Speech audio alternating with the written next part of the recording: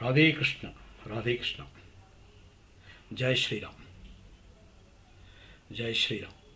இன்றைக்கி ராமநவமி. ராமநவமி வாழ்த்துக்கள், நமஸ்காரம். இன்றைக்கி ஒரு தெரியாத கதை. மகாபாரதத்தில் பரவல கதைகள்லாம் நிறையா படிச்சிருக்கோம், சின்ன சின்ன கதைகளாக, துணை கதைகள்லாம் கூட. எனக்கு ஒரு திமிரு இருந்தது. எங்கள் அப்பா கிட்டக்க நான் ராமாயணம் மகாபாரதம்லாம் முழுக்க படிச்சுட்டேன், முழுக்க கதைகள்லாம் சொல்லிட்டேன்னு ஒரு திமிரு இருந்தது. அதை கடைசியாக எங்கள் அப்பா என்ன ஒரு அடி அடித்தார். எனக்கு தெரியாத கதைகள் நிறையா சொல்லிட்டு போனார். அதை இந்த வயசுக்கு ஞாபகம் வச்சுன்னு ஒன்று ஒன்றா சொல்கிறேன். இப்போ ஒரு கதை உங்களுக்கு பிடிச்சிருக்குன்னு நினைக்கிறேன். ஏன்னா இது உங்களுக்குமே கேள்விப்படாத கதையாக இருக்கும். அந்த கதைக்குள்ளே போகலாமா? மகாபாரத யுத்தம் 18 நாள் முடிஞ்சுடுத்து. 2 பக்கமும் பயங்கர இழப்பு. நிறையா பேர் செத்து போயிட்டான். பிரதர் எல்லாருமே செத்து போயிட்டா. பாண்டவா சைடில் 5 பிரதர்ஸை தவிர்த்து பாக்கி எல்லாரும் போயாச்சு. ஈவன் பாண்டவ புத்திரர்கள் கூட அஸ்வத்தாமன் அம்பை போட்டு கொன்னுடான் நடுராத்திரியில். அப்புறம் என்ன பண்ணான், அந்த குலத்தையே பூண்டோட அழிப்பின்னு சொல்லிட்டு பிரம்மாஸ்திரத்தை விட்டான் உத்தரை மேல். அபிமன்யு பொண்டாட்டி, அவள் மாசமாக இருந்தாள். அந்த குழந்தையும் கருவிலேயே இறந்துடுத்து. கிருஷ்ணர் தான் அதுக்கு உசுர் கொடுத்தார். இந்த பக்கம் கௌரவ சைடில் எல்லாரும் போயாச்சு. அத்தனை பிரதேசம் போயிட்டான். கடைசியாக செத்தது துரியோதனன். அதுக்கு முன்னாடி துச்சாதனன். 2 பேரையும் பீமன் கொண்டுட்டான். இந்த கதையெல்லாம் நமக்கு தெரியும். ஃபைன். இப்போ அவள்லாம் ஊருக்கு வரா. யார்? பாண்டவா 5 பேரும் கிருஷ்ணரோட அஸ்தினாபுரம் வரா. எங்கேருந்து? குருக்ஷேத்ராலேருந்து வர்றபோது வந்தால், ஜெயிச்சுட்டு வந்தால் எல்லாரும் அமக்கலமாக கொண்டாட வேண்டாமா? செலிப்ரேஷன் வேண்டாமா? ஒன்றும் இல்லை, எல்லாரும் அழுதுன்னு இருக்கா. ஏன்னா 90% லேடிஸ் விடவாயாச்சு. இந்த பக்கமோ அந்த பக்கமோ 90% லேடிஸ் விடவாயாச்சு. அங்கே இருக்கிற அத்தனை குழந்தைகளும் தகப்பன் இல்லாத குழந்தைகள் ஆகிடுது. உசுரோடு இருக்கிற கொஞ்சம் ஆம்பளைகளும் கையில்லையோ காலில்லையோ அவங்களாம் இருக்காங்க. அவங்களாம் சண்டையில், பாக்கி எல்லாரும் செத்து போயாச்சு. தர்மன் யோசிச்சுட்டே வரான். ஏன்டா இதுக்காக நான் துரியோதனை கொல்ல சொன்னேன்? எனக்கு இந்த மாதிரி ராஜ்யம் எனக்கு இருக்குடா அப்படின்னு வரான். எனிவே வந்தாச்சு. ராஜ்யாபிஷேகம் நடக்கணும். யுதிஷ்டிருக்கு ராஜ்யாபிஷேகம் ஆறுது. அப்போ இந்த துரியோதனனும் துச்சாதனனும் இறந்த சோகம் இன்னும் தீரலை. இருந்தாலும் தம் தம்பி பிள்ளைகள் இப்போ ராஜ்ய பரிபாலனை பண்ண போகிறா. அதுக்காக அந்த மகுடம் சூட்டின அப்புறம் திருதராஷ்டிரன் சொல்கிறான், நான் உங்கள் எல்லாரையும் பார்க்கணுன்னு ஆசைப்பட்றேன், எங்கிட்ட வாங்கோ அப்படிங்கிறான். ஸோ எல்லாரும் போகிறா. முதல்ல தர்மர் போகிறார்.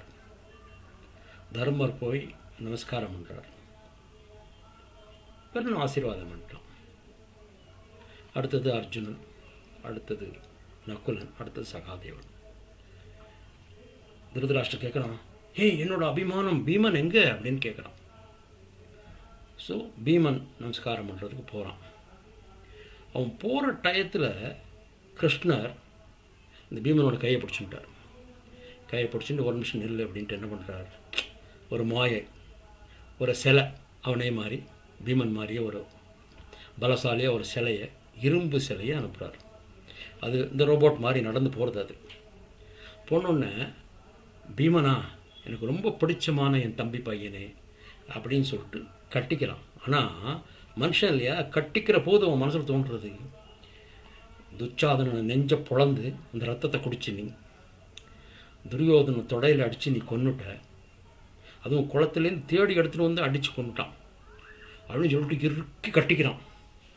கண் தெரியாத போதும் சின்ன வயசுலேருந்தே அவன் அவ்வளோ பராக்கிரமசாலி. அவன் அவ்வளோ தூரத்துக்கு அவனுக்கு எல்லா வித்தையும் கற்றுக் கொடுத்துருக்கான் திருதராஷ்டிரனுக்கு. அவன் கட்டின கட்டில் அந்த இரும்பு பொம்மை தூள் தூளாக உடஞ்சிடுது, பவுடர் ஆகிடுது. உடனே ஐயோ என் தம்பி பிள்ளையை நானே கொன்னுட்டேனே அப்படிங்கிறான். அப்போ கிருஷ்ணர் சொல்கிறார், ஒன்றை தெரிஞ்சுனது அப்பா நான் பொம்மையை அனுப்பிச்சேன், இந்தா இப்போ பீமன் வரான் பாருங்கிறான். பீமனை நமஸ்காரம் பண்ணுறான். பீமன் நமஸ்காரம் பண்ணணுன்னா வாழ்த்துக்கள் சொல்கிறான். இப்படி சொல்கிற போது கொஞ்சம் நேரம் கழித்து காந்தாரி சொல்கிறா, மகுடம் சூட்டின பிள்ளைகளை நான் பார்க்கணும், யுதிஷ்டிரை நான் பார்க்கணும், யுதிஷ்டிரை வர சொல்லுங்கிறா. யுதிஷ்டிர் போகிறான் காந்தாரிகிட்ட. நார்மலி போக மாட்டாளா பெரியமாட்ட நமஸ்காரம் பண்ணுறதுக்கு? அந்த மாதிரி இவன் போகிறான். அவ்வளோ கண்ணை கட்டின்னு இருக்கா. கல்யாணம் மணிலேருந்து அவள் கண்ணை அவுக்கவே இல்லை. எக்ஸப்ட் ஒரே ஒரு தரம் துரியோதனுக்கு பலம் கொடுக்கணுங்கிறதுக்காக கண்ணை அவுத்தா. அதுவுமே கிருஷ்ணன் வந்து நீ வாழைத்தண்டை கட்டின்னு போடான்னு சொன்னால் வாழைத்தட்டி கட்டின்னு போனதுனால அவன் தொடையில் பலம் இல்லாமல் போச்சு. பீமன் அடிச்சுட்டான். ஸோ இவன் ரெண்டாம் தரம் என் கண் குளிர நான் என்னோட தர்மனை பார்க்கணும், யுதிஷ்டிரை பார்க்கணும், வர சொல்லுங்க. யுதிஷ்டிர் போனான் கிட்டக்க. பழையபடி கண்ணை அப்படி கையை பிடிக்கிறான், நிறுத்துறா. நகர்த்தி விட்டுட்டு அங்கே துர்பதன் அப்படின்னு ஒரு பையன் இருக்கான். யாருடான்னா கௌரவாளில் 100 பேர் பிரதர்ஸ், ஒரு சிஸ்டர். இந்த 100 பிரதர்ஸில் 99 பேர் காந்தாரிக்கு பிறந்தவா. இந்த ஒத்த மட்டும் காந்தாரியோட வேலைக்காரிக்கு பிறந்தவன். இந்த ஒதுங்கிற டைம் இருக்கும் இல்லையா, காந்தாரி ஒதுங்கி இருக்கிற போது நம்மால் கண் தரலாம் விளையாடிட்டார் வேலைக்காரியோட. இந்த வேலைக்காரிக்கு பிறவன் தான் இந்த துர்பதன், துர்தாசன் சொல்லலாம், துர்பதன். அவனை கொண்டு போய் தர்மருக்கு முன்னாடி நிறுத்திடுறார் கிருஷ்ணர். ஏண்டா நிறுத்துறாருன்னு இப்போ ஒரு கேள்வி வரும். எதுக்குடா கௌரவரில் ஒத்தம் மிஞ்சி இருக்கான், இவனை எதுக்காக கொண்டு வந்து நிறுத்துறா? இந்த கதை நமக்கு தெரியாது. சொல்லி அந்த 5 கிராமம் கொடு, 5 வீடாவது கொடு அப்படின்னா கேட்கறதுக்கெல்லாம் முன்னாடி இந்த சண்டையெல்லாம் வேண்டாப்பா, எனக்கு ஒன்றும் வேண்டான்ட்டு ஒரு தினம் யுதிஷ்டிர் அஸ்தினாபுரம் போகிறான் துரியோதனை பார்க்குறதுக்கு. எனக்கு இந்த சண்டையெல்லாம் வேண்டாப்பா, எங்களெல்லாம் விட்டுடு, நாங்களும் உங்களை விட்டுடுவோம்னு கேட்க போகிறோம். கையில் ஒரு துரும்பு ஒரு இது கூட எடுத்துக்கல, ஆயுதங்கள் எடுத்துக்கல போகிறோம். அப்போ கர்ணனும் துரியோதனும் இந்த தர்மரை கட்டி போட்டு நம்ம ஜெயிலில் வச்சுருவோம், அப்போ பாக்கி பேர்லாம் அடங்கிடுவாங்க அப்படிங்கிறோம். அப்போ தான் இந்த துர்பதன் அப்படி அருவாள் எடுக்கலாம், எடுத்து ஆயுதம் இல்லாமல் வந்த தர்மனை யாராவது தொட்டிங்கன்னா நானே உங்களோட சண்டை போடுவேன், உங்கள் கழுத்தை நானே வெட்டிடுவேன். அவன் இப்போ நம்மளோட சண்டை போடவில்லை, அவன் ஆயுதம் இல்லாமல் வந்திருக்கான், அவனை நம்ம ஒன்றும் பண்ணக்கூடாது, அவனை ஜெயிலில் போடக்கூடாதுன்னு அப்போ தன்னோட பாக்கி அண்ணன் தம்பிகளை எதிர்த்து கர்ணனை எதிர்த்து அவன் சொல்கிறான். அப்போ தர்மன் வந்து அவனுக்கு ஒரு பிரதிஜை பண்ணுறான், நீ எனக்கு முன்னாடி தான் சாவ, அதனால் நான் போரில் ஒன்றை கொல்ல மாட்டேன் அப்படிங்கிற. அதை பீமனும் ஒத்துக்கிறான். எஸ், நீ வந்து தர்மரை வந்து ப்ரொடெக்ட் பண்ணின, அதனால் நீ தர்மருக்கு முன்னாடி தான் நீ சாவிய ஒழிய பாக்கி பேரோட போரில் நீ சாக மாட்ட அப்படிங்கிறான். கிளியர், தர்மனுக்கு முன்னாடி தான் சாவ, அதான் லாஸ்ட் பட் பிஃபோர் தர்மன். எந்த இடத்துல செத்தாலும் அதுக்கு முன்னாடி சண்டையில் கிடையாது அப்படின்னு தான் அர்த்தம். ஸோ இப்போ என்ன பண்ணுறா காந்தாரி, நான் கண் அவுக்க போகிறேன், என் புள்ள தர்மனை பார்க்க போகிறேன்னு அன்போடு சொல்லிட்டு இதை அவுக்கிற போது இவர் என்ன பண்ணுறார் கிருஷ்ணர், நான் சொன்ன மாதிரி தர்மரோட கையை பிடிச்சி நிறுத்தி வச்சுட்டு இந்த துர்பதனை நடி வச்சுடுறார். அவன் கண்ணை அவுத்த உடனே இந்த கண்ணில் இருக்கிற காந்தம் அவ்வளோ பவர், அது அத்தனை பேர் துர்பதனை அடிக்கிறது, துர்பதன் எரிஞ்சு பெறும். தர்மரை காப்பாற்றிட்டான். பங்காளி சண்டையில் கணக்கே கிடையாது, எங்கே யார் எப்படி பண்ணுவான்னு. இத்தனை நாளாக நம்ம அனுபவிச்சுருக்கா, நம்மள்ட்ட இருப்பானா, நாளைக்கு எப்படி இருப்பானே தெரியாது. அவ்வளோ தூரத்துக்கு அவள் இல்லாமல் அந்த குழந்தைகளை அவள் அன்பாக தான் வச்சுட்டு இருந்தா. யார்? காந்தாரியும் பாண்டுவோட குழந்தைகளை. ஆனால் பங்காளி சண்டை வந்துடுத்துனா இப்படி தான் எரிக்கிறதுக்கும் ரெடி. ஸோ இந்த இடத்துலையுமே பீமனையும் தர்மரையும் அவள் கடைசியாக ஒரு தடவை ட்ரை பண்ணான். யார்? திருதராஷ்டிரனும் காந்தாரியும். அதுவும் ஃபெயில் ஆகிடுது, அவளுக்கு தோற்று போயிட்டான். ஸோ நம்ம குழந்தைகளுக்கு என்ன சொல்லித்தரணும்னா ஒத்துமையாக இருக்கணும், விட்டு கொடுத்துட்டு போகணும். போயிட்டு போகிறதே ஆஃப்டர் ஆல் சித்தப்பம்புள்ள பெரியப்பம்புள்ள, ஈவன் சொந்தத்திலே வந்தாலும் அண்ணன் தம்பிகளுக்கு தானே, சகோதரிகளுக்கு தானே. இது எதுக்காக இவ்வளவு? நம்ம இதுதான் நமக்கு இவர் சொல்லித்தரார். யார்? வியாசர். இந்த கதையில் ப்ளீஸ் ஒத்துமையை கொலைச்சுண்டு சொத்துக்கு அடிச்சுக்காது. இப்போவும் நம்ம சமூகத்தில் நடக்கிறது, சொத்துக்காக என்ன வேணாலும் நடக்கிறது. வடநாட்டிலையும் பார்க்குறோம், தென்னாட்டிலையும் பார்க்குறோம். இதிலலாம் ஒன்றும் ஒத்துருக்குமோ ஒன்றும் இது கிடையாது. அடித்தடி தான். சொத்துன்னு வர்றபோது அன்பு, பரிவு, நம்மளோட இருந்த பிரியம் எல்லாம் போயிடுறது. இதில் ஒரு விஷயம் சொல்லணும். எங்கள் கிராமத்தில் சொத்து பிரிக்கிறது அப்படின்னா அன்னைக்கு அந்த அண்ணன் தம்பிகளுக்கு சோறு கிடையாது.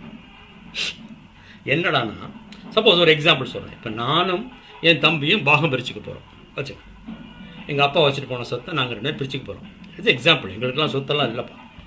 ஓகே, பாகம் பிரிச்சுக்க போகிறோம் அப்படின்னா அன்றைக்கி என் பொண்டாட்டியும் எனக்கு சோறு போட மாட்டா, என் தம்பி பொண்டாட்டியும் அவனுக்கு சோறு போட மாட்டான். இப்போ பாகம் பிரிக்க போகிறோம், தனி சாப்பாடாக எடுத்து, தனி சமையக்கட்டு, தனி வீடாக எடுத்து இல்லையா, வீட்டில் சமையல் நடக்கும். ஆனால் பாகப்பிரிவினில் கையெழுத்து போட்டு வர வரைக்கும் சோறு கிடையாது. ஏண்டான்னா தஞ்சாவூருக்காரன் சோத்தை தின்னுட்டான்னா போடா நீ எடுத்துன்னு போடா அப்படின்னு நீங்கள் கேட்டுக்கலாம். வயசான வாழ்கிட்டேருந்து கேட்டுக்கலாம்.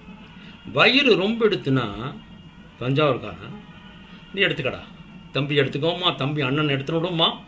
அதனாலேயே அந்த பொம்மநாட்டிலாம் சோறு போட மாட்டான். ஒருவேளை பிறந்த வீட்டிலேருந்து வர்ற போதே சொல்லி அனுப்புவாளாக இருக்கும் இந்த பொண்களுக்கெல்லாம். ஏய் கூட்டு குடும்பமாக இருக்கும் மாமியார் வீட்டில், நாளைக்கு பாகா பிரிவினைன்னா புருஷனுக்கு சோறு போடாதே அப்படி சொல்லி அனுப்புவாளாக இருக்கும். வெளியிலேருந்து வர பொம்மநாட்டிகள், உள்ளூர் பொம்மநாட்டிகள் தான், உள்ளூரில் உள்ள குழந்தைகளுக்கெல்லாம் அவளுக்கு எது தெரியும், இப்படி தான் இருக்கணும்ட்டுனா.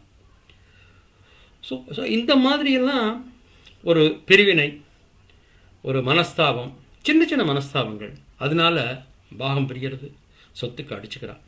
அதெல்லாம் இல்லாமல் நம்ம குழந்தைகளுக்கு ஒத்துமையை சொல்லித்தரணும், விட்டு கொடுத்து போகிறத சொல்லித்தரணும். வேறு இன்னொரு கதையில் பார்க்கலாமா? இன்னும் நிறைய கதைகள் இருக்குது, தெரியாத கதைகள். அதில் மீட் பண்ணலாம். ரொம்ப சந்தோஷம். ஸ்ரீராமன் அருள் எல்லாரும் கிடைக்கட்டும். வாழ்க வளர்க. எல்லோரும் சந்தோஷமாக. ராதே கிருஷ்ண, ராதே கிருஷ்ண, ராதே கிருஷ்ண.